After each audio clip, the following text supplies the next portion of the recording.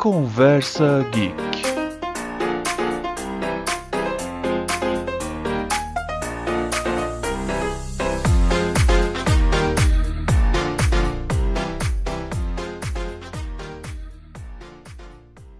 Olá pessoal, tudo bom? Sou o Ilustrador Geek, Rafiuski Ferreira. Tô com um amigo meu, Guilherme. Ele é fotógrafo profissional, estudou publicidade e propaganda e trabalha com a produção de audiovisual. A gente tá aqui pra falar um pouco de fotografia no cinema. Se apresenta pro pessoal aí. Muito boa tarde, boa noite, bom dia. Meu nome é Guilherme, o Fiscão já me apresentou, nosso famoso historiador geek. E vamos falar um pouquinho de cinema, falar sobre cores, cortes, a gente tem bastante assunto legal pra falar hoje. Maravilha. Tem algum filme que você quer começar?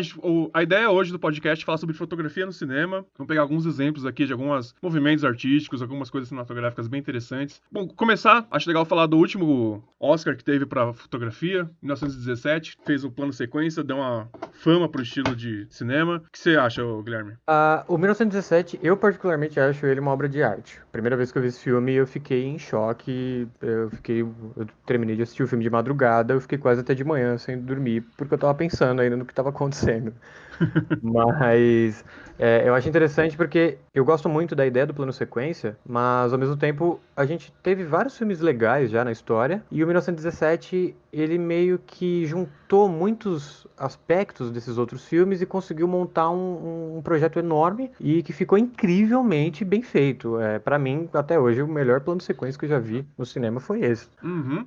Realmente, a ideia, né, básica, né, a pessoa levar a carta pro comandante, se não me engano, e aí faz todo esse caminho numa plano sequência só, te coloca dentro da guerra. Eu achei bem interessante. Uma coisa muito interessante que eu vi, que é um filme de Primeira Guerra Mundial, né, da Segunda, é como eles colocaram o cotidiano das trincheiras, né? A gente estuda a trincheira na escola, imagina que é só um buraco, só com os caras fazendo com as arminhas apontadas só, mas a trincheira é uma cidade, uma conexão de vários corredores que as pessoas dormem, vivem, se alimentam, fazem as necessidades básicas lá. E eu acho que foi o primeiro filme que mostrou, assim, como que é uma trincheira mesmo da Primeira Guerra Mundial. Sim, acho que ele conseguiu mostrar bem como que era na época, né? O filme, na verdade, ele é inspirado, o Sam Mendes, que é o roteirista, é o primeiro filme que ele fez como roteirista, inclusive, ele já trabalhou no cinema em vários filmes grandes, mas foi o primeiro que ele trabalhou como roteirista. E ele é inspirado nas memórias do avô dele, que lutou nessa Primeira Guerra. Ah, massa.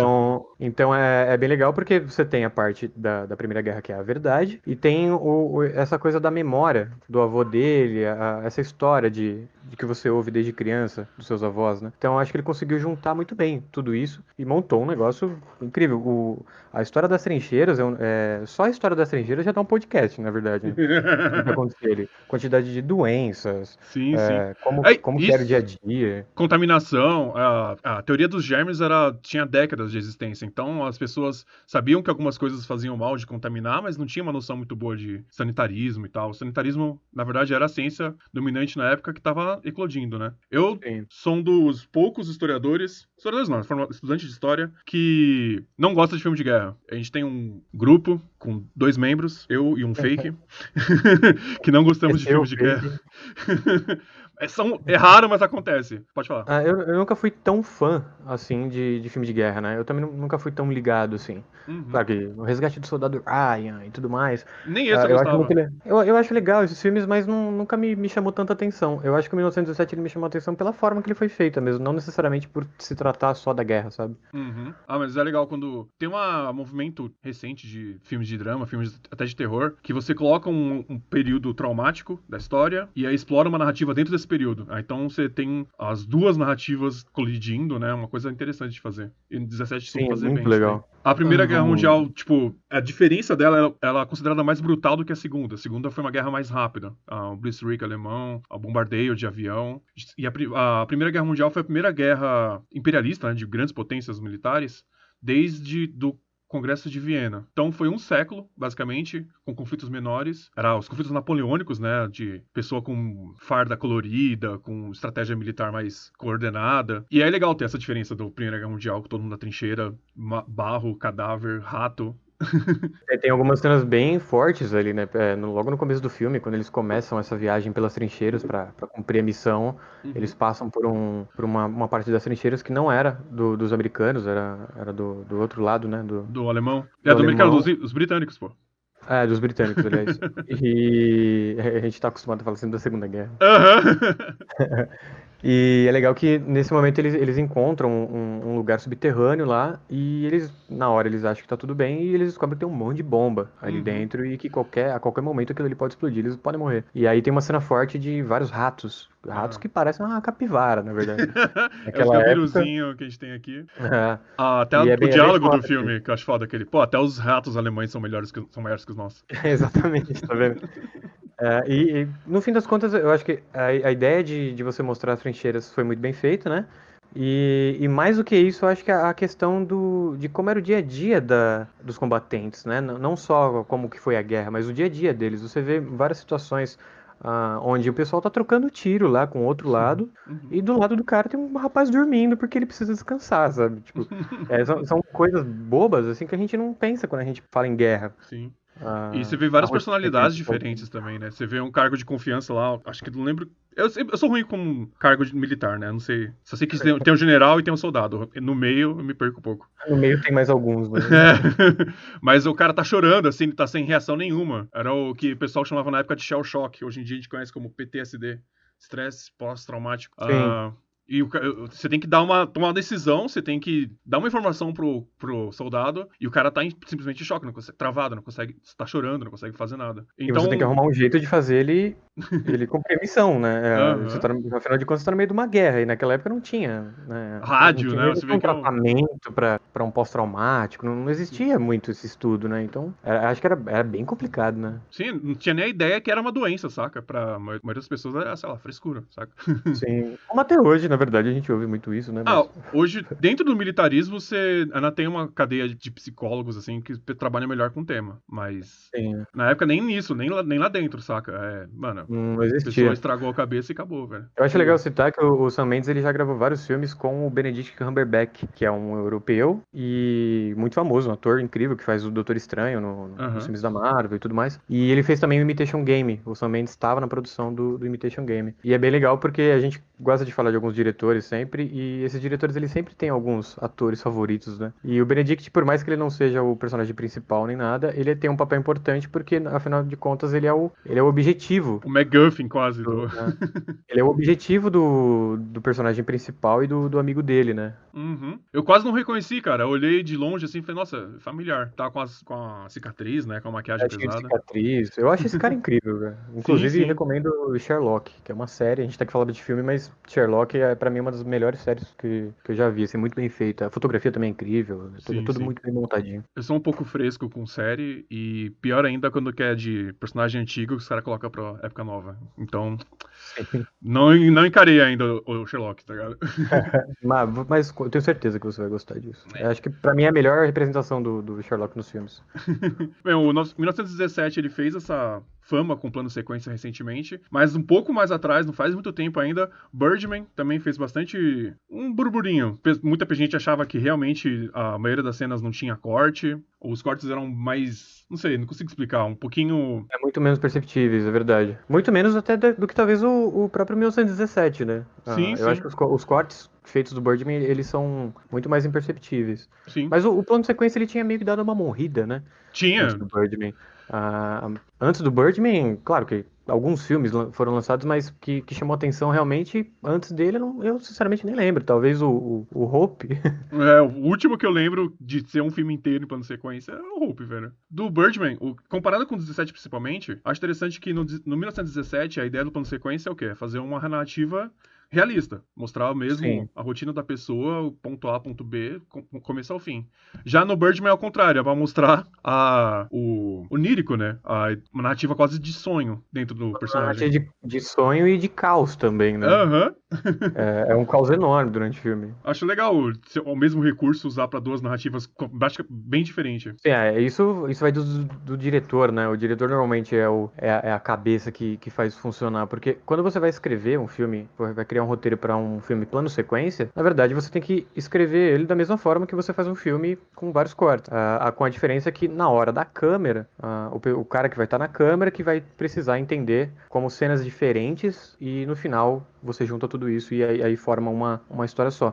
Mas a forma de você escrever é a mesma coisa. Então acho que entra muito do diretor ali, escolher como vão ser esses cortes e se você quer que alguém perceba isso de fato ou não. Porque o próprio 1917, o objetivo dele não é que você perceba, mas você sabe que tem os cortes, sabe? Uhum. Ele não O, tem. o Ele não se- tenta mascarar tanto assim, sabe? Sim, sim. Até que não tem nem como, né? Uma hora vai É, cair assim. Mas o uma hora segredo, não. pra quem não tem muita familiaridade e o segredo pra você descobrir onde tá o corte é você não ficar pensando o corte agora, o corte agora, o corte agora. Se eu fosse diretor, aonde eu colocaria o corte? Aí você vai enxergar com mais tranquilidade. Vai ficar mais Tem, transparente esse tipo de coisa. e você acaba vendo com uma certa naturalidade quando você percebe o corte. Uhum. E o esquema de corte que o Sam Mendes faz nesse filme é justamente a ideia do próprio Festim Diabólico, né? Que a gente comentou agora. Sim. Que a gente falou rapidinho. Mas é a mesma ideia, né? De você fazer os cortes sempre usando algum objeto ou uma pessoa, né? Com a roupa Focar num negócio escura. escuro, isso. E Algo aí que a é câmera, imóvel. sim, aí a câmera se move e aí do outro lado do objeto já começa uma nova cena. E Sim, sim. normalmente quem não tá muito familiarizado com estudar cinema ou acompanhar bastante coisa relacionada a isso, você vê o filme e não percebe. Eu tenho meus pais em casa, meu pai ele já é aposentado, mas velho, ele viu esse filme e ele não percebeu nada, ele achou incrível, porque ele falou, meu, os caras filmaram com 200 caras na guerra e não cortaram? Como assim? Aí eu até conversei um pouco mais com ele sobre e expliquei um pouco melhor. Mas é legal, porque quem não tá familiarizado com o tema, geralmente não percebe mesmo. Sim, sim, Você sim. Foi o que eu acaba falei, você tem que indo, ter esse olhar mais clínico, né? Um olhar mais técnico. sim. Só voltando um pouco pro 17 ainda, o que eu acho mais incrível do plano de sequência dele é os tiros, né? Que é a explosão. É uma coisa que você não tem controle, velho. Você pode saber onde já vai explodir o momento e tal, mas ainda assim é um negócio. A hora de gravar ali é um caos, né? Então, imagina, cara. O bagulho Eu já eu explodindo, você fiz, tá correndo, você não sabe se pode pegar em tudo, tá ligado? E sim, não eu pode fiz parar a poucas cena. produções. Eu fiz poucas produções relacionadas ao audiovisual, assim, participando da produção, Aham. e todas elas, toda produção é muito complicada, né? Você tem que organizar muita coisa. Aí você organizar um filme de mais de 2 horas, com a ideia de fazer um plano sequência, com mais de 200 pessoas no set, só atuando, fora o Nossa. pessoal da produção, Uhum. com explosão, tiro, o tempo inteiro, é um caos, cara. Eu Uhum. não quero nem imaginar como que eu fazia.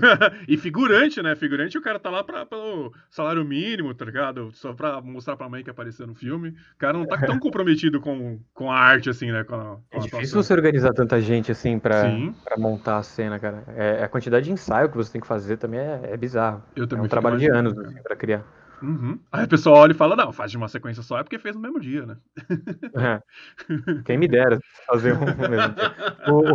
O, o O... 1917, ele tem um momento do filme que ele tem um corte que ele é visível, de fato, que ele é proposital. Que é quando o personagem principal, ele desmaia Sim, e sim. depois ele acorda. Quando ele desmaia, tá de dia, e ele acorda, tá de noite. Uhum.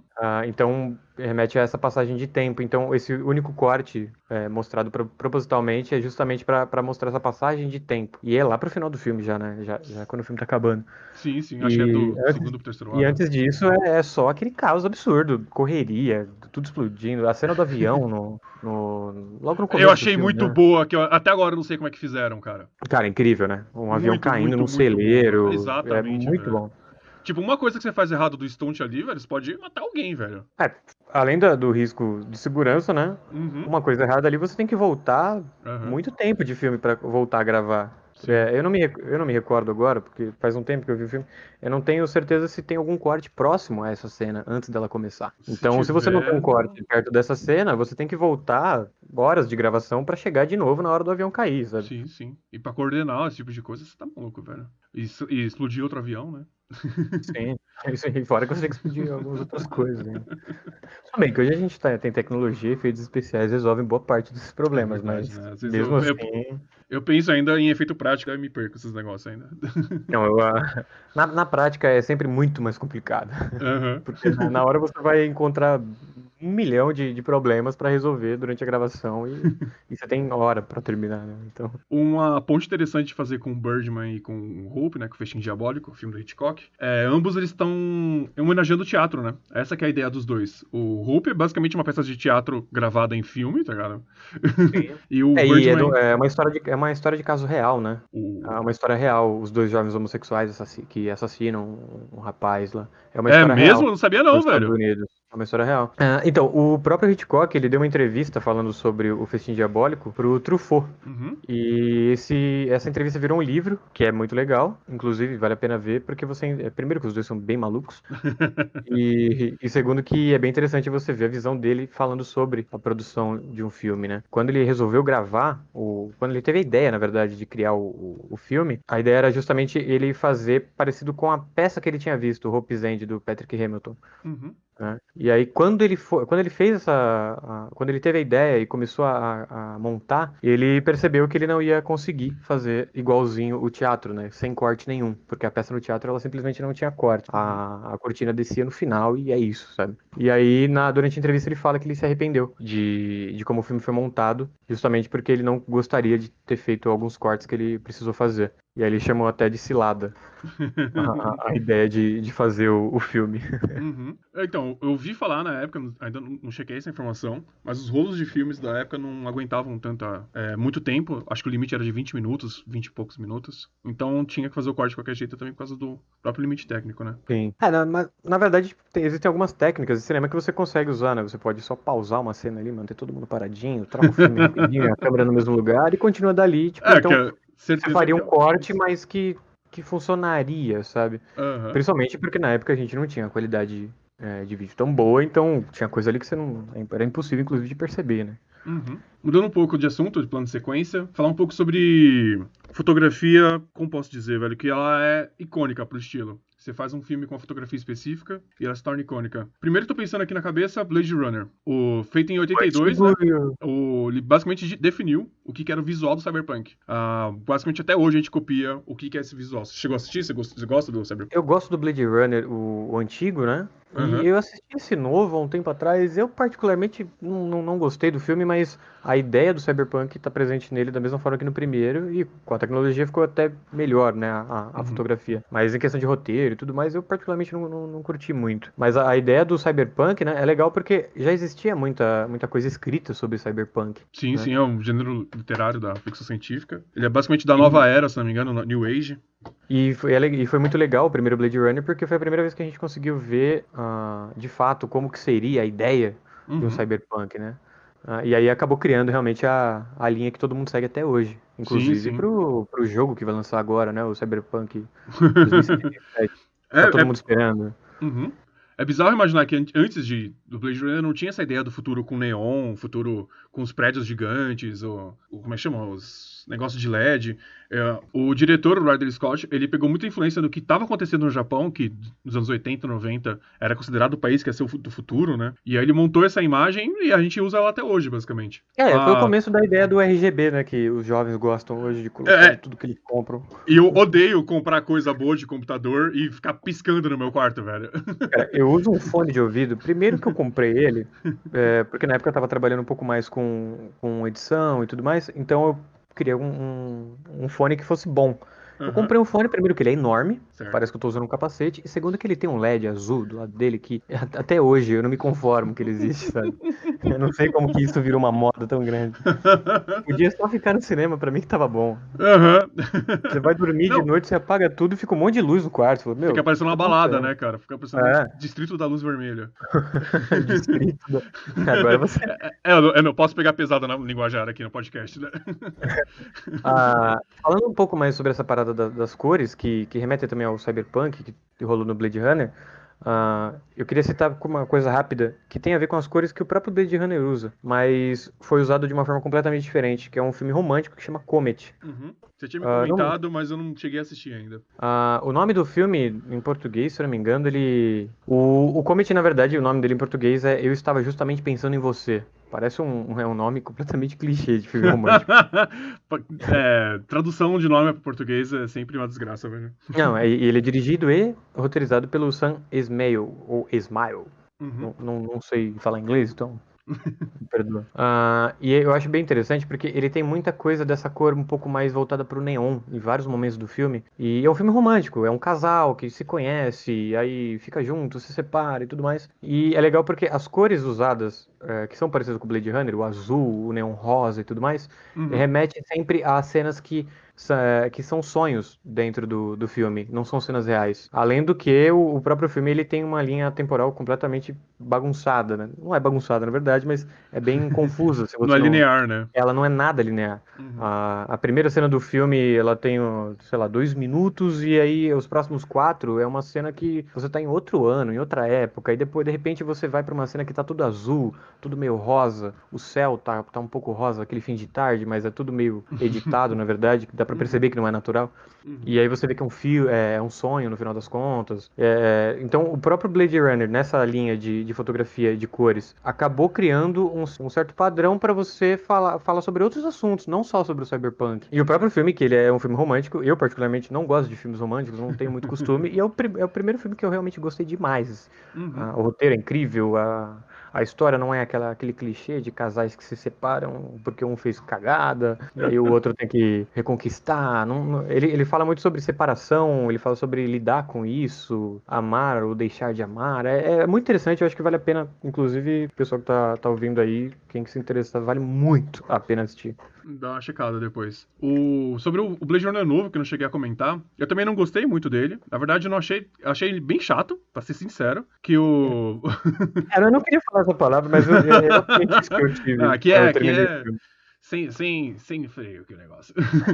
Não, mas qual que é a ideia? O Blade Runner original, ele tem várias versões, né? E algumas você percebe quando que o diretor fez o corte certo na Ridley Scott. Ele fez o corte certo na cena, pra não se alongar muito, e quando que ela merece ter um tempo a mais pra fazer uma ambientação. Já no novo, que é o Denis Villeneuve, Denis Villeneuve. ele fez bastante filme novo, tá bastante famoso. Enfim, ele não tem freio. Ele deixa a cena rolar o tempo inteiro. Mas é lindo. Ele faz a fotografia do filme é maravilhosa. É muito bonita de verdade. Então, qual que é a minha experiência Blade Runner 2049? É como se fosse como é que chama? Aqueles quadros com descanso de tela, com aquelas imagens muito bonitas. Aí você coloca. Tudo muito lindo. Aí quando você liga o som, fica horrível. Aí você coloca uma musiquinha tema do Blade Runner antigo, tem várias playlists de 10 horas lá rolando no YouTube. Pra Você você ver o deixa filme durante rodando o 2 filme de horas. fundo e lê um livro de ficção científica. Pronto, você teve uma experiência Blade Runner satisfatória com o filme Blade Runner 2049. Acho que a única forma de ter uma experiência satisfatória com esse filme é justamente fazendo isso, cara. Esquece a narrativa, esquece de ter gente falando lá. É Não só coloca nem detalhe. legenda. É só detalhe. Tinha mais uma coisa que eu ia falar sobre Cyberpunk e Blade Runner. Vale lembrar, né? Você comentou sobre a ideia de ser baseado na ficção, de ser baseado na ficção científica. O escritor, um dos meus favoritos de todos os gêneros, principalmente dentro da ficção científica, é baseado no Android Sonho com Ovelhas Elétricas, de Philip K. Dick. Apesar de uma narrativa muito rica do livro, da novela do Philip K. Dick, ele não faz muita descrição de ambiente. Ele não fala muito sobre como que é o lugar, como que é as coisas. Não é aquela coisa tolkieniana, né? Que o cara pisa numa folha e ele tem toda a história de todo o vilarejo, de toda a folha, todo o negócio que acontece em volta. Então foi bastante mérito do próprio diretor mesmo, a questão visual do Blade Runner original. Acho isso muito bacana, cara. Que aí você juntou dois mestres, duas pessoas com gênio pra lidar com esse tipo de narrativa. E aí chegou o outro rapaz, pegou a história na mão. Aí não tem o Philip K. Dick pra escrever o roteiro, né? Aí fodeu. Então. Não tem o Blade Runner 2. Às vezes era melhor deixar do jeito que tava. Faz a mesma história do outro. Usa o roteiro do antigo e faz o mais bonito. Pega outra história dele lá. Tem um. O cara tem outras histórias. Só usar, sabe? Você não precisa de um cara que não sabe fazer isso pra fazer. Se eu não me engano, tem a treta, que eu nunca cheguei a ler a original, mas o Blade Runner, o nome, é de uma outra história do Philip K. Dick, e que o diretor, o Ridley Scott, ele pegou porque ele achava da hora. Porque ele achava que um nome pra filme, Android Sonho com Ovelhas Elétricas seria muito estranho, né? Aí ele pegou o Blade Runner, que é o nome mais aparecendo naquelas traduções brasileiras dos filmes, né? Uhum. O nome dos filmes. O próprio começo. Não, em português é o Caçador de Androides. Caçador de Androides. Aí. Você quer um nome mais genérico do que esse? Eu duvido que você vai achar. Eu confesso que eu até entendo essa ideia de você traduzir os filmes pra ficar um pouco mais fácil do brasileiro entender e assistir. Marketing, né? Mas, cara, tem coisa que você não tem que mexer, sabe? O Blade Runner, ele é um nome legal já. Você pode deixar ele que ele já é um nome marcante. O Uhum. outro nome, tanto que você me falou agora, eu nem sabia. O nome do livro? Não, o nome do O original, né? Caçador. Na tradução. Caçador de Android. É bizarro, velho. Ah, é outro, lembrei o que eu ia falar. Tem a estética do Blade Runner, você já falou já do Cyberpunk, mas já na época, em videogame, ela já era muito influente. Basicamente, tudo que a gente tem de anos 80, 90 futurista tem um pezinho no Blade Runner. Aí tem um jogo que eu gostaria de recomendar, porque eu não posso falar muito dele porque é desconhecido, não tem como entrar nesse assunto com facilidade, mas chama Snatcher, pra Sega CD, foi lançado para alguns computadores dos anos 80 também. Ele é basicamente uma adaptação livre do Blade Runner, sem pagar direitos autorais. Ele foi criado pelo Hideo Kojima. Ele já tinha feito o primeiro Metal Gear lá no MSX2. Esse acho que era o segundo jogo que ele tava, tipo, colocando as mãos sozinho. E, cara, é excelente. É uma narrativa, é um graphic novel, né? Um jogo de aventura com narrativa visual. Muito legal. Totalmente influenciada pelo cinema. Joguem e é isso mesmo. Só queria divulgar a palavra do Snatcher. A gente não precisa nem ir tão longe, né? Tipo, de pensar em algum jogo que não ficou tão conhecido. O próprio Hotline Miami, que fez um puto no sucesso na época Verdade, velho. foi lançado, ele tem vários aspectos voltados pro Cyberpunk também, né? Uhum. E eu acho legal que esse visu, hoje em dia, né, em 2020, ele é futurista e retrô ao mesmo tempo, né? Tem, ele coloca muita coisa tecnológica, mas tem a parte do lixão, né? De tudo ter dado errado, Uhum. mas você ainda tem a tecnologia às suas mãos. Uhum. Você faz uma homenagem aos anos 80, ao mesmo tempo que você prospecta uma imagem do futuro, assim, ó. É uma dualidade interessante. Sim, a dualidade, essa palavra. Bem, mudando um pouco de assunto, migrando para outro gênero de cinema, um que eu acho que a fotografia definiu o gênero, é o Velho Oeste. Você vê bastante filme que usa a geografia do local, a paleta de cores, de deserto, às vezes misturando com as montanhas, o céu bem azul, a areia bem amarela, fazendo aquele contraste bacana. Tem algum Velho Oeste que você gosta? Tem algum que você gostaria de comentar? Então, eu nunca tive tanto costume de acompanhar Velho Oeste, mas o meu pai, ele sempre gostou muito, então eu acabei assistindo alguns com ele. Meu padrinho também, que é bem mais velho, ele tá quase com 80 anos agora, ele ama filmes Velho Oeste. Então acho que o filme que eu mais gosto, assim, dessa linha é O Bom, o Mal e o Feio. Uhum. Trilogia dos Acho que, Dólares. sim, acho que isso daí acho que me marcou um pouco mais. Não necessariamente por essa ideia, né, que o Velho Oeste traz, né, dessa parte da geografia que você comentou, Sim, tudo sim. mais. Acho que é mais pelo filme mesmo, e eu vi quando eu era muito pequeno, a primeira vez, então me marcou um pouco. Fazendo uma E ponte que tava falando sobre filmes traduzidos para o português de forma escrota, o nome do Bom e Mal e Feio, né, Good, Bad and Ugly, é Três Homens em Conflito. então, eu tenho um problema pra falar alguns nomes de filme. Não porque eu sou um cara que gosta de americanizar as coisas, mas é porque quando eu vejo a primeira vez, a maioria das coisas eu vejo com o título original. E depois, quando chega aqui pra gente com um novo nome, eu já nem sei qual que é. Cara, do Bom, Mal e Feio é mais cinematografia do que fotografia. Mas a cena que eles estão, os três, né? Um encarando o outro, trocando olhar, que é a cena que, ó, a imagem foca no olho de cada um, virando pra um lado pro outro enquanto enquanto estão se encarando. Além de ser super icônica, foi super também plagiada.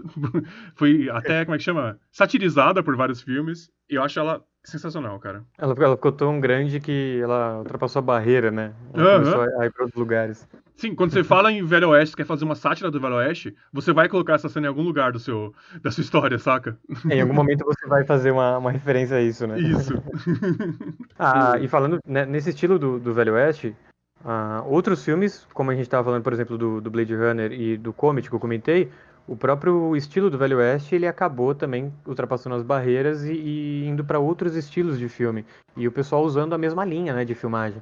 Uhum. Filme que tem muita referência de Velho Oeste na fotografia é o Central do Brasil. Clássico brasileiro aí, injustiçado no Oscar. Super injustiçado no Oscar. Eu não me conformo que esse filme não ganhou um Oscar. O de melhor filme é só dos caras que defende ainda o da Segunda Guerra Mundial lá. A Vida é Bela. A Vida é Bela. Eu ainda defendo A Vida é Bela, ainda acho um baita Assim, filme. realmente é um filme lindo demais. Assim. Mas a Fernanda Montenegro não perdeu melhor atriz. Mano, essa foi foda pra Isso não desce. Isso não desce pra Shakespeare nenhum brasileiro que apaixonado. gosta do cinema, cara. Shakespeare apaixonado. É E foda. o Central do Brasil, ele usa essa linha, né, do céu azul, de Uhum. mostrar muito, de uma forma muito abrangente o cenário, Sim, a a cidade. geografia, né, cara?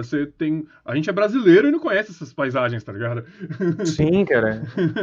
É complicado isso, né? Porque o nosso país é muito grande. E Sim. normalmente quando a gente resolve viajar pra algum lugar, a nossa primeira ideia é pra fora, né? Mas Uhum. tem tanto lugar absurdo aqui que a gente não faz a menor ideia de quanto é Sim, bonito e tudo mais, que quando a gente vê um filme desse, você até desacredita. O sim, próprio sim. Bacurau, que fez um puto sucesso agora, Aham. e a gente tá torcendo aí pra que tenha uma indicação, vamos ver. 2021, acho que ele vai concorrer, né? Que ele não chegou a concorrer no de É, 2020. o próprio Bacurau também, ele leva essa linha geográfica que a gente tem no Velho Oeste e trazendo para uma história brasileira de um povo pobre, de uma cidade muito longe de tudo. Então, acho que você usar essa linha do Velho Oeste, essa linha geográfica do Velho Oeste para mostrar como que é a cidade de Bacurau e como que é a população, eu acho também que ficou muito bem feito. E você pode ver que é tão legal isso, é tão bom que até hoje o pessoal usa, né? O Velho Oeste, hoje em dia, a gente não tem filmes de Velho Oeste saindo filmes sérios, né? A maioria que a gente vê hoje são sátiras, né? São Uhum. pastelão e tudo mais. E o estilo, no final das contas, ele não morreu. Ele talvez tenha morrido Migrou. pro Velho Oeste, mas ele migrou para outros Uhum. estilos de filme. Sim, sim. Do Cinema Geek, né? Que é meio que a área que eu tô mais mergulhado. O Logan é basicamente um Velho Oeste moderno, saca? Ele até E é no lindo futuro, demais, né? cara. É um dos melhores filmes de super-herói que eu já vi, cara. Sim, Até sim. porque ele não parece ser um filme de super-herói, por isso que eu acho que ele ficou tão bom. Ele meio que inaugurou essa ideia de pegar um filme clássico muito bom e pegar alguns plot points, né? Algumas ideias e adaptar. Ele fez isso com o. Como que é o nome em português? Em português eu não vou lembrar. Ah, em português o nome é muito bom, velho. Em inglês o nome dele é Shane, e em português é Os Brutos Também Amam. Eu acho que eu já vi isso daí, cara. Mano, eu Se eu não me me engano, neguei a assistir esse filme durante 2 décadas da minha vida, tá ligado? Porque eu olhava esse nome e falava, eu não vou assistir um filme com esse nome, velho. é Mas impossível, né, você dar moral pra um filme de com o nome Velho dele. Oeste ainda, velho. Mas não se deixem levar pro nome em português. Shane, o nome em inglês. Ele é, basicamente, muitos pontos narrativos de Logan foi tirado desse filme. Também é outro filme também que, principalmente a cena final, se não me engano, que tem aquele enquadramento dentro do enquadramento, né? Que é o menino na porta e o Shane indo embora, andando. Os Sim, sim. negócios. Cara, é cena maravilhosa, assim. Você dá vontade de enquadrar mesmo, parece uma pintura. E pro Logan eles meio que levaram essa linha pro Logan e pra aquela menina do filme, né? A criança que participa com o Logan no filme. Tem algumas referências a essa cena também. Sim, sim. Ó, como é que chama? Fazem uma. Não sei se pode falar porque é spoiler, né? Mas as falas desse filme é citada Spoiler de num filme que tem mais de velório. 5 anos não é spoiler. As falas do filme é citada num velório. Não disse de quem, não disse por quê, mas tá aí. Não disse de quem. Não, passou de 5 anos não é spoiler, cara. Se você não viu, desculpa. Ah, mano. Se você tá ouvindo o podcast agora, desculpa por isso, mas o errado tá você, cara. A minha namorada, ela não tinha assistido o Sexto Sentido. Na verdade, ela tinha achado que tinha assistido. Eu perguntei pra ela, e aí, você assistiu? Ela, não, assisti sim, não sei o quê. Falei, caralho, foda lá né? E a virada total do filme. Ela, não lembro disso daí não. Falei, como você não lembra disso daí, velho? O motivo do filme existir é isso? Aí eu falei Isso um pouquinho acabou com a mais experiência dela de assistir pela primeira vez o filme. Pois é, pois é. Mas a culpa é dela, porque ela não lembrava A de não culpa é ter dela, assistido. exatamente. Ela não assistiu na época que era pra ter assistido. A culpa não é minha que eu te contei o final. Eu lembro que eu fiquei mó triste porque eu falei pra ela, né, do filme, e pra mim é um filme novo, tá ligado? É de 99. Aí ela falou, eu tinha 2 anos quando esse filme saiu. Então, eu ia pontuar isso. Você falou que o filme é novo, de 99. Eu, Pô, particularmente, considero também, de certa forma, novo. Mas vamos combinar, né? A gente já tá batendo nos 30, você já passou, né? tô nos Não trinta queria e falar. dois já. Então, eu tô nos 28 agora, e a gente tá batendo nos 30 anos já, cara. Então, essas coisas não são mais novas. A gente tem que aceitar de uma vez que a gente não é mais novo, nem esses filmes, sabe? Sim, sim. Pior que eu sempre gostei de filme antigo, né? Já é piada entre eu e o Guilherme, quem estiver assistindo, a gente sempre se zoa disso. Ele me zoa disso, né? Injustamente. Eu gosto bastante de James Bond. Que eu gosto bastante de coisa antiga, e eu gostava sempre quando era novo. Então, pra mim, era normal eu falar, tipo, não é porque né, velho, eu sou novo e gosto de coisa velha, não tem problema. Só que agora eu tô ficando velho. E eu gostar de coisa velha é o padrão de gente que tá velha, tá ligado? Eu- Agora a gente já tá chegando naquela história do tio da família que só fala coisa antiga. Exato, velho. Eu tô com uma crise de identidade por causa disso, velho. Eu não sei se eu sou o velho que começa a gostar de coisa nova pra trocar, né? Vamos combinar que a gente citou alguns poucos filmes novos aqui até agora, né? Então, Na verdade. eu tô guardando a cartada final pra pra depois aqui. Mas, Então.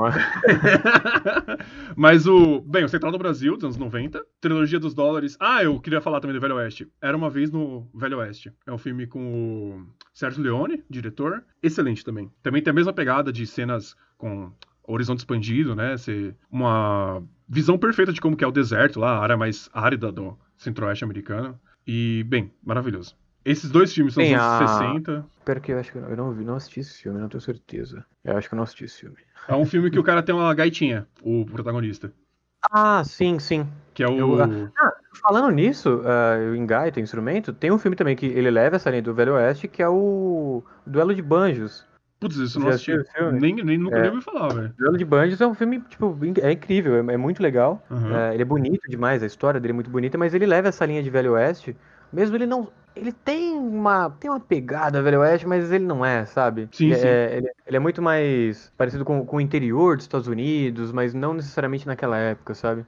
Uhum. E eu citei mais por conta que você comentou da gaita, tem um duelo de banjos muito famoso que virou até uma trilha sonora famosa no cinema, que é uma música muito famosa também. Uhum. Qualquer coisa depois eu te mando pra você ver Manda, se é manda, interessante. manda. Interessei, velho. Achei legal. Uma última coisa que eu queria falar sobre o Velho Oeste é a referência cruzada com o filme Sete Samurais, do Kurosawa. Você já assistiu? Sim, esse filme é incrível e a versão feita Velho Oeste também ficou incrível. Eu particularmente adorei. Você tá ligado que ele se inspirou nos Velho Oeste americano pra criar os Sete Samurais, né? E aí depois. Os caras fizeram os Sete Magníficos inspirado nos Sete Samurais. Olha que troca de Exatamente, cara. referência, velho.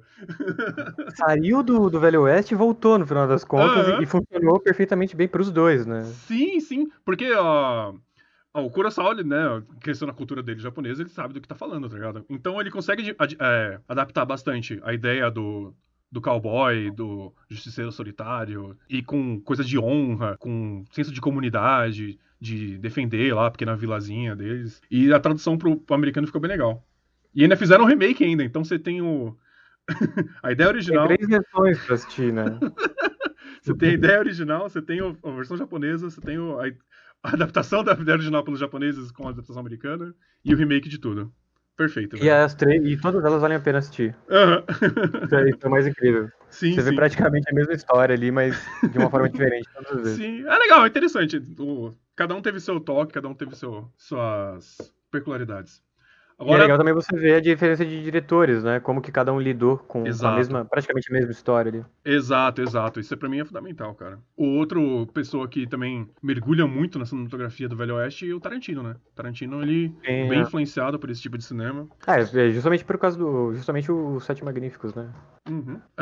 Bem, a gente falou de cinema muito novo até agora. A maioria não bateu na casa dos 50 tirando o Hope. E eu quero voltar justamente pra essa época maravilhosa. Que, que eu pessoalmente considero a melhor década do cinema, anos 40. E falar do. Então, deixa eu só pegar minha bengala aqui agora. Toma um remedinho pro coração, fica confortável aí, coloca o óculos de leitura. Pra mim, uma das fotografias mais icônicas do cinema é o cinema noir.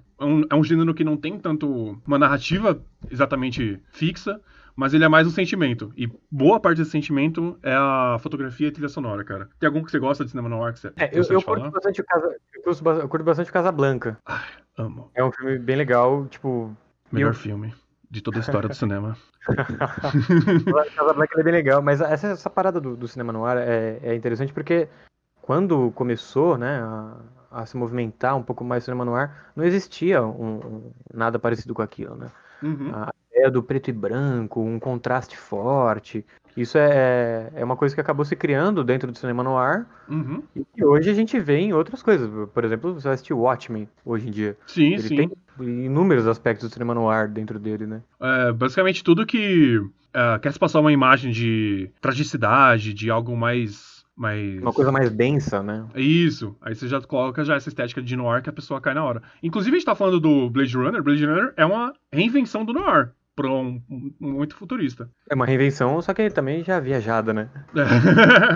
Você E troca o aí preto e a branco gente já por coloca. neon, tá ligado? Mas é basicamente Ah, uma reinvenção do futurista, do noir. Você falou Casablanca, só o protagonista lá, do Casablanca tem o Uprem Bogart. Cara, basicamente ele fez só filme no ar a carreira dele inteira. E um melhor do que o outro. Assisti recentemente o Tesouro de Serra Madre, muito bom com ele. Você já chegou a assistir esse filme? Já ouviu falar? Qual filme? Tesouro de Serra Madre. Não conheço esse filme. Cara, é muito bom. Tesouro. Mas ele tem essa linha no ar também, ou já é uma mudança na carreira do cara? Tem uma influência, porque ele é. Como é que chama? A ideia é de 3 pessoas no circuito do ouro dos Estados Unidos, isso lá no século XIX, se eu não me engano. E são 3 pessoas que eles fazem uma expedição pras montanhas pra minar ouro, né? E aí mostra também muito da realidade, como era ser mineiro de ouro, né? Você imagina que uma pessoa tropeça numa pepita de ouro, coloca no bolso e fala, tô rico, e vai pra casa. Mas existe um trabalho bem denso, risco de morte, ataque de bandido no meio do mato, né? Não tem lei, basicamente, você tá abandonado na natureza. Animais selvagens. Cara, isso não é nem o foco da narrativa. O foco da narrativa é o que é? São 3 pessoas que a ganância vai começando a enlouquecer, principalmente o personagem do Humphrey Bogart. Ele vai ficando completamente maluco, saca? Uhum. E aí, é excelente filme. Tem 2 filmes cinema noir que já ganharam o Oscar de melhor fotografia. Eu até recebi aqui. Curiosamente, tem nome de mulher, as duas. Laura e Rebecca. Sobre o Rebecca, primeiro que é do próprio Hitchcock, né? Que a gente já falou dele aqui. É um filme muito, muito, muito bonito, muito bem feito. Só que agora você viu que vai sair meio que um remake do filme na Netflix? Não, do Vai sair, Rebecca, não. Sim, há umas 3 semanas atrás, mais ou menos, a Netflix lançou o trailer do filme, né? Do Rebecca. E ele é meio que uma releitura do que o Hitchcock fez. Ele provavelmente não vai ter a ideia, os aspectos do Hitchcock, né? Porque não tem ele na produção. Mas. Spoiler, o Hitchcock morreu faz um tempinho. Então, que não tem ele na produção, mas ao mesmo tempo eu acho que é interessante a gente ver. Eu fiquei curioso, sabe? Eu fiquei curioso. Vamos ver. Acho que nos próximos meses aí a gente vai descobrir se fez jus realmente ao filme, porque o original lá, em 1940, é muito bom, cara. Sim, sim. Eu não sou tão pé atrás, assim, de remake e tal. Apesar de parecer, né? Se você for perguntar algumas vezes.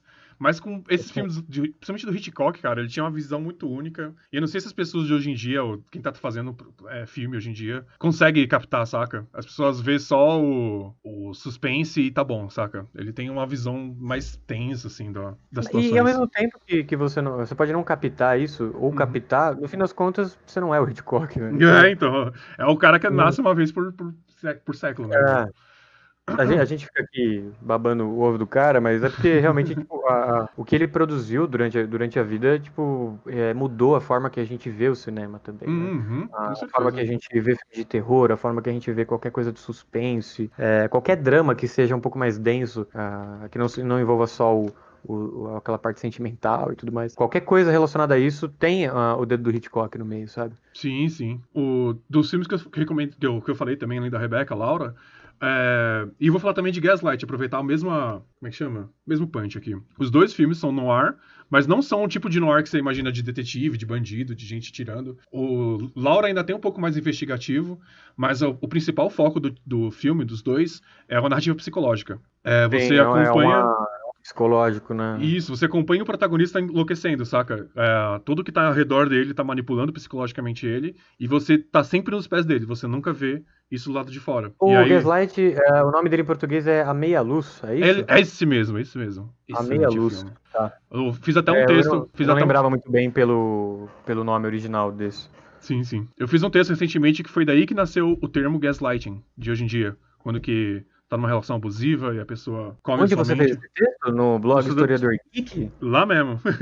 Quem que puder acessar aí, www.historiadorgeek.com.br. Um blog muito interessante, diga-se de passagem. Não, mas falando sério, tanto Laura como Gaslight tem essa narrativa. Em Laura é o detetive, né? Que ele tá investigando o assassinato de Laura e ele vai se apaixonando pela pessoa que foi assassinada e ele vai sendo manipulado durante todo esse percurso. Em Gaslight, a protagonista, ela é constantemente assediada psicologicamente pelo pelo noivo dela, pra fazer ela considerar que ela é maluca. E porque tem que assistir o filme pra saber, porque vai ficar mais interessante você juntar essas peças. Tem que assistir o filme pra saber, e se você tiver dúvida, tem que ler o artigo no Historiador Geek. É isso que eu acho. E aí, esses 2 filmes de contraste forte, de narrativas psicológicas, eu só captei agora. Conversei com o Guilherme antes de Coffee Mint abordar, mas isso aqui vai ser uma surpresa. Lighthouse. casa Nossa, perfeitamente com esse tipo de narrativa. é verdade, é verdade. Você pegou de surpresa agora. É Aham. verdade. É muito parecido, né? A forma de narrativa dos Sim, dois sim. filmes.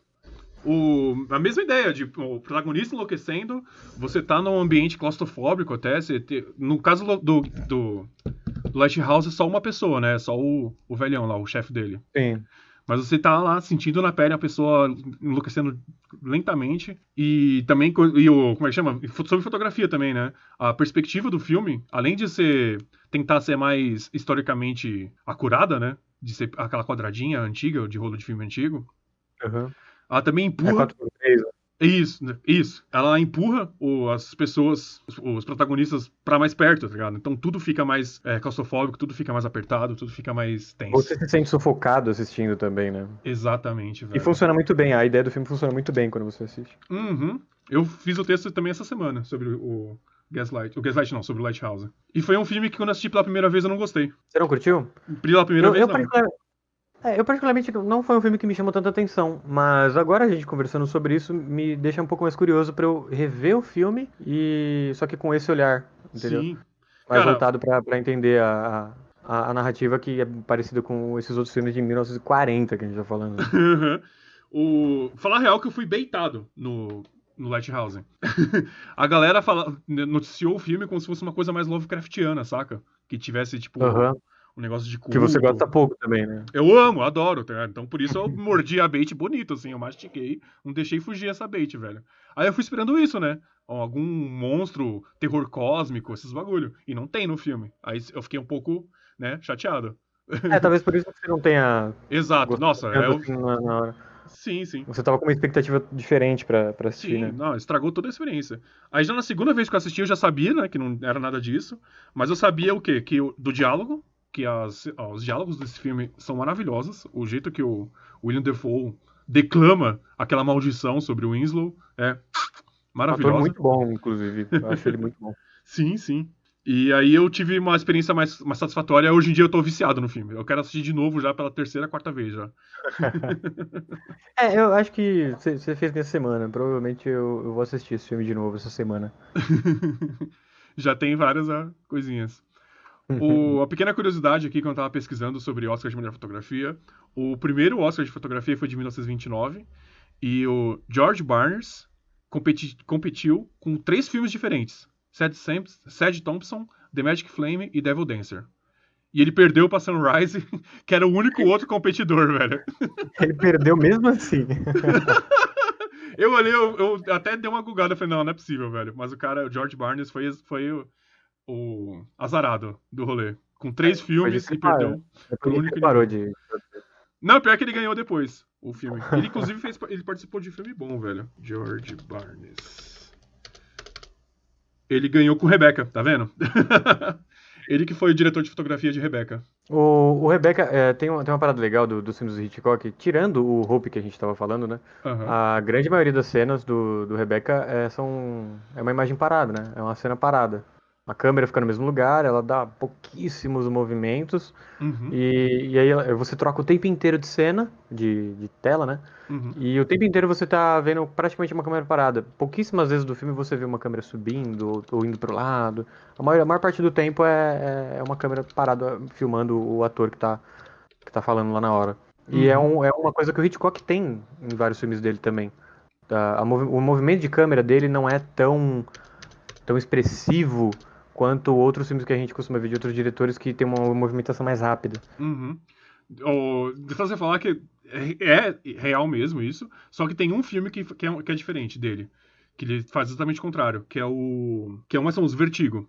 O Vertigo hoje em Sim. dia, ele foi reconsiderado, foi reavaliado pelos críticos e é considerado um dos melhores filmes de todos os tempos. E na cena que a pessoa lá tá tentando convencer o outro lá. Eita, esqueci o nome agora dos personagens. Mas enfim, o outro cara lá quem convenceu o personagem do Jon Stewart de fazer a investigação com a mulher dele, eles sempre trocam de posição. Quando que um tá sendo mais persuasivo, ele tá de pé, o outro fica embaixo. Aí a câmera faz esse movimento também. Ele é um terceiro personagem, sabe? Sabe?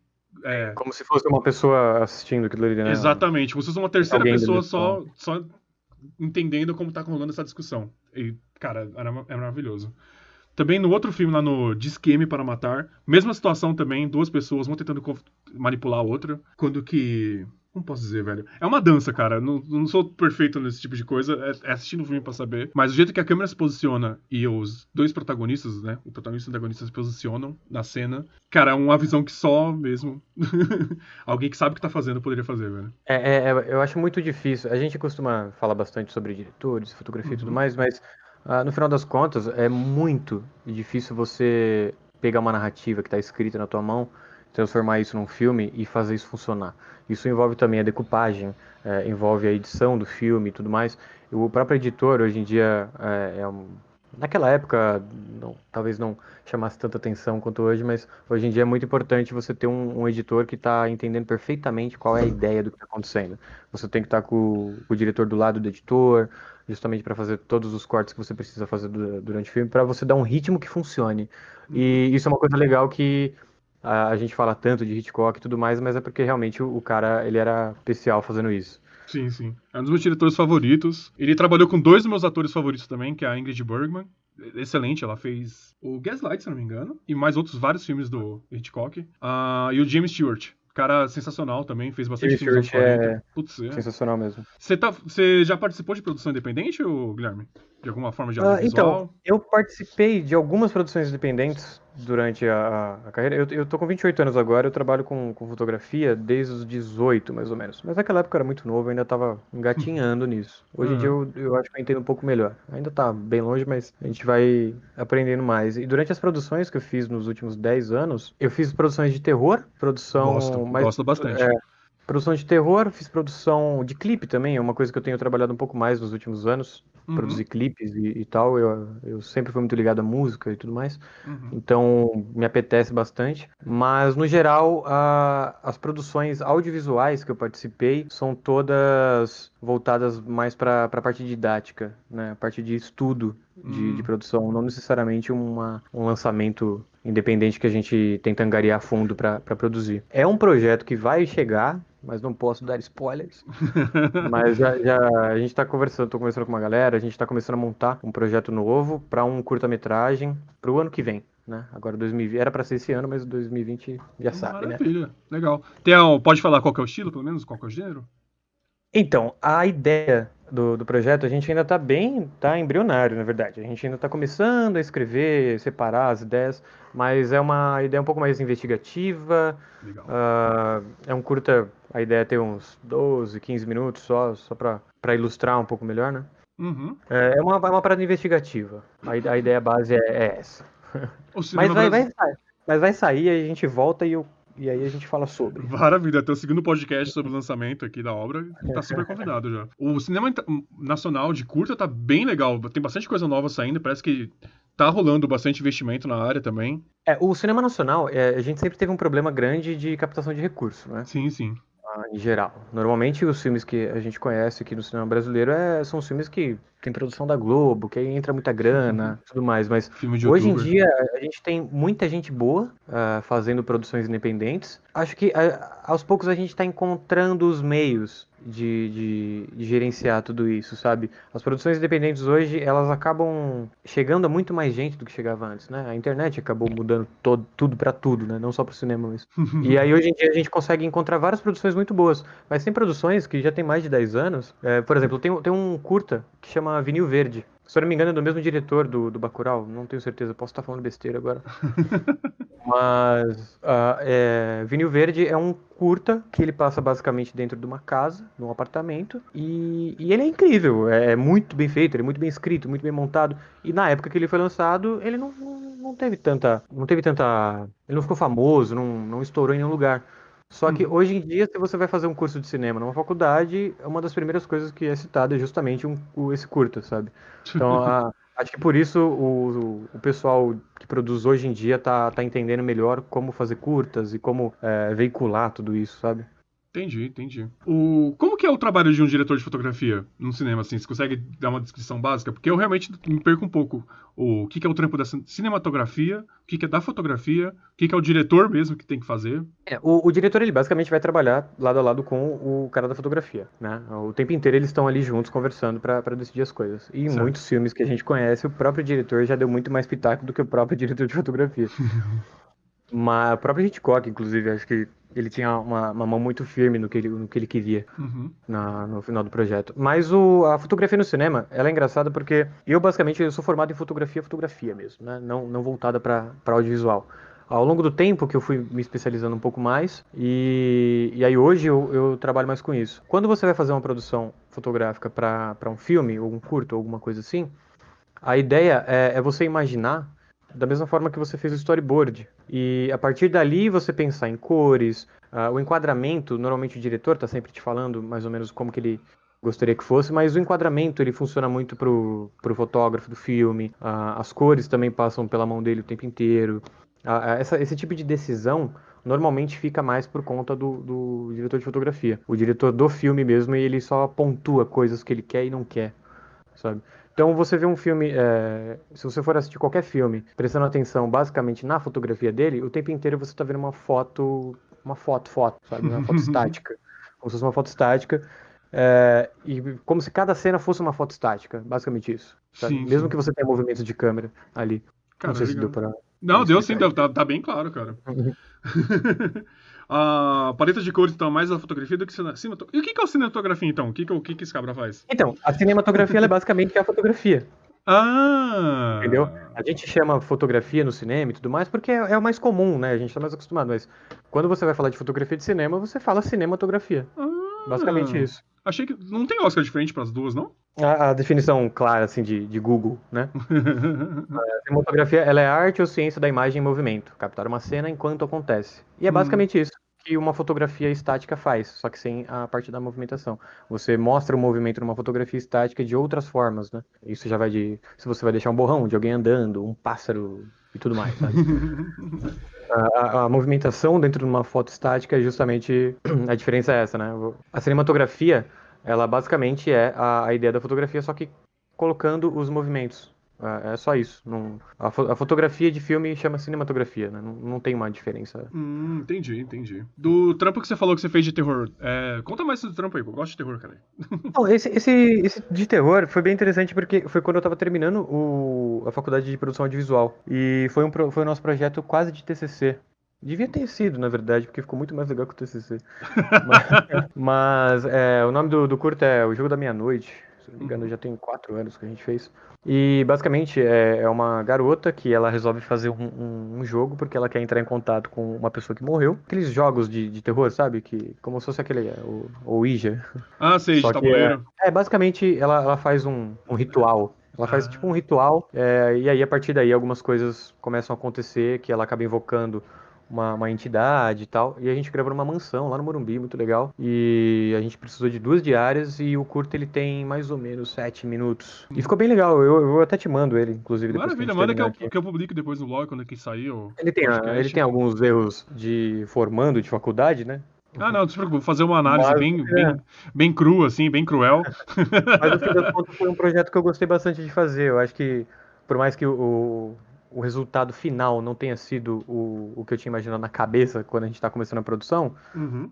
eu gostei muito. Até porque nenhum projeto que você cria na tua cabeça fica exatamente igual, né? Ah, sim, Às vezes geralmente você. pode ser melhor também, mas que Sim, sim. quando você coloca as Você pode coisas até, no. você pode até fazer alguma coisa melhor, né? Mas Então. nunca fica da forma que você imaginava. Mas mesmo É. assim, foi um curta que eu gostei de produzir. E, na verdade, eu fiz a fotografia do curta, mas eu também trabalhei bastante, quase como diretor, junto com a pessoa que estava dirigindo, o Robson, aliás. Vale citá-lo. Maravilha, legal. E aí foi bem legal, eu gostei bastante. Agora eu tô tentando me aprofundar um pouco mais nessa história de produção audiovisual, depois que eu terminei o curso. E aí, agora que a gente tá começando a conversar um pouco mais de produzir coisas diferentes e tal. Uhum. Mas a maior parte do tempo eu continuo trabalhando só com a fotografia mesmo, a Sim, sim. estática, né? Tá fazendo algum trampo de fotografia em específico? Tá publicando alguma coisa artística? Durante a pandemia agora, né, que a gente tá em Fazendo ensaio 2020, de pezinho? a gente tá aí com o corona rolando e tudo mais, no momento tem pouquíssimas coisas acontecendo, né? Então eu tô meio parado nesse ano em produção. Mas no começo do ano mesmo eu trabalhei um pouco com jogo de futebol, né, eventos em estádio de futebol. Durante alguns anos eu fui fotógrafo do Museu Catavento Cultural também, Ah, aqui de São Paulo, maravilhoso. Uhum. que é um lugar incrível para todo mundo conhecer também, quem puder. Sim, adoro ir lá, cara. E eu trabalhei lá sendo fotógrafo do museu e também dos eventos do museu, né? Então eu pude participar de fotografar várias peças de teatro legais, vários espetáculos muito bons que rolaram. E acho que por isso que eu fui criando cada vez mais gosto de Uhum. participar desse tipo de coisa, sabe? Tá em contato com a vida cultural, né, cara? Já vai. E no momento, na verdade, como estamos em casa parados, eu tô separando meu tempo. Eu comprei um ano de curso de um site, não sei nem se a gente pode falar o nome, mas Ah, eu pode. comprei um Foda-se. ano da Ave Makers. A Se gente não juntou uma puder, depois eu galera. edito, não tem problema não. Oi? Se não... A gente comprou um curso em grupo, né? Uhum. Eu e mais alguns amigos a gente pagou lá e a gente tem um ano de curso para todos os cursos que tem no site dos caras e eu tô separando esse tempo meio que para dar uma estudada. Melhor É coisa. bom também para baixar a bola um pouco, parar para aprender mais coisas que você achava que Sim. sabia, mas na verdade não sabe nada. E no tempo livre, quando eu não tô estudando, agora eu gosto muito de jogar videogame, você também gosta, né? A gente costuma até jogar junto alguns Inclusive jogos. aproveitar o momento e falar que o Guilherme tá fazendo live de videogame. Tô sempre aparecendo por lá, a gente tá sempre jogando alguns jogos juntos. Alguns deles muito incríveis, o Among Us, inclusive, né? Nossa, eu amei Among Us, cara. Eu acho que é o jogo que eu mais gostei de jogar online depois do Smite, velho. O Among Us ele tem um estilo muito bom pra você, no final das contas, porque você gosta dessas narrativas de crime e tudo mais. Você sempre gostou muito Exato, disso. cara. Ele tem uma E influência enorme do filme The Thing. Não sei se você já assistiu. sim, sim, Enigma do ele, Espaço. ele tem uma referência enorme disso. E é Aham. legal porque, no final das contas, você não tá assistindo, né? Você tá meio que participando do que tá acontecendo ali. E aí Sim, fica bem sim. interessante. E aí, no momento, a gente tá fazendo as lives, eu tô jogando sempre com os amigos, a gente sempre tá conversando e tudo mais. Inclusive, nas lives a gente fala, às vezes, sobre alguns assuntos relacionados à minha carreira, ou coisas de cinema, fotografia e tal. Uhum. Vale a pena. twitch.tv/ogui. Segue lá, gente. E é só mais 18, tá? Por favor, mais 18. No meu canal é bonitinho, a gente fala comportado com pouco palavrão. Lá a coisa é mais violenta. Lá a gente não tem muita noção, mas beleza. Falando em projeto, cara, sabe o que eu achei recentemente aqui em casa? Sim, Lembra aquele roteiro de de um videogame? jogo, É, lembro, eu achei. comentei ontem com uma amiga minha sobre isso, cara. Sério? A gente comentou ontem sobre isso e que no final das contas a gente não conseguiu colocar em prática, né? A gente teve um É. problema lá com, Foi- com o cara que ia programar pra gente e tudo mais. Pra gente não, né? Pra você. Eu só tava meio que ali no esquema fazendo a ponte. Mas você era Mas, a ponte sólida romana, cheia de. Você era a senhora ponte, né?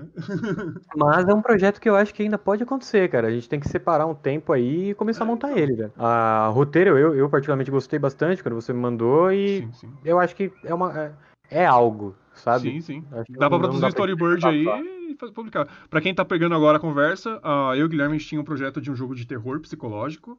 Envolvia uns assuntos meio complicados, assim, depressão pós-parto, até o próprio gaslighting mesmo, que teve no. Que eu comentei do filme. E também, na época, eu comentei com ele que eu queria uma fotografia bem pesada mesmo, uma coisa tanto no ar Coisa como de muito expressionismo densa, alemão. né? Que sufoca quando Isso. você participa. Então, se sair, vai sair coisa boa, viu? Só vou só adiando aí que. Não é se, é quando. Quando sair, Então vai ser lá. coisa boa. Bem, Guilherme, foi um prazer te receber aqui, cara. Muito legal a gente ter essa conversa que a gente teve. Fala aí dos redes sociais, tudo que você tem pra pessoal que te ouviu agora te seguir, te acompanhar o seu serviço. Então, primeiro que é um prazer participar com você. A gente sempre tem esse tipo de conversa quando a gente tá num bar tomando cerveja, ou seja, jogando videogame, qualquer coisa. A gente sempre costuma falar bastante sobre esses assuntos e Saudade tal. de tomar cerveja no bar, cara. Nem me fala disso, tô em depressão já. E é legal a gente poder fazer isso de uma forma diferente, em formato de podcast, um pouco mais organizado também, né? Pra gente citar Uhum. algumas coisas mais pontuais. E, cara, sucesso demais no podcast, velho. O Valeu, blog cara. já é incrível e agora com essa nova linha aí, acho que tem tudo pra dar certo cada vez mais. E sobre redes sociais e tudo mais, meu nome é Guilherme Lagroteria.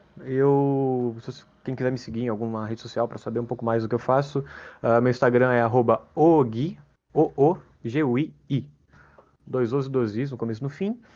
E ali, basicamente, você consegue saber tudo que eu tô fazendo, tudo que eu estiver lançando vai estar sempre lá. E tem algumas fotos legais também, meus trabalhos de fotografia, dá pra acompanhar por lá também. Fechou? Maravilha, man. Então, de novo, obrigado por estar aqui. Foi uma ótima companhia, uma ótima conversa. Espero que tenham gostado do podcast. E sigam lá também, Historiador Geek. Tem Instagram, Facebook, Twitter, OnlyFans não, mas tem quase todas as redes sociais. Ainda não tem. E, pô, espero que tenham gostado até aqui e até a próxima, gente. Valeu, rapaziada. Long ago, on the young river, long ago. Aí você corta esse valeu, rapaziada, do final, que foi uma merda.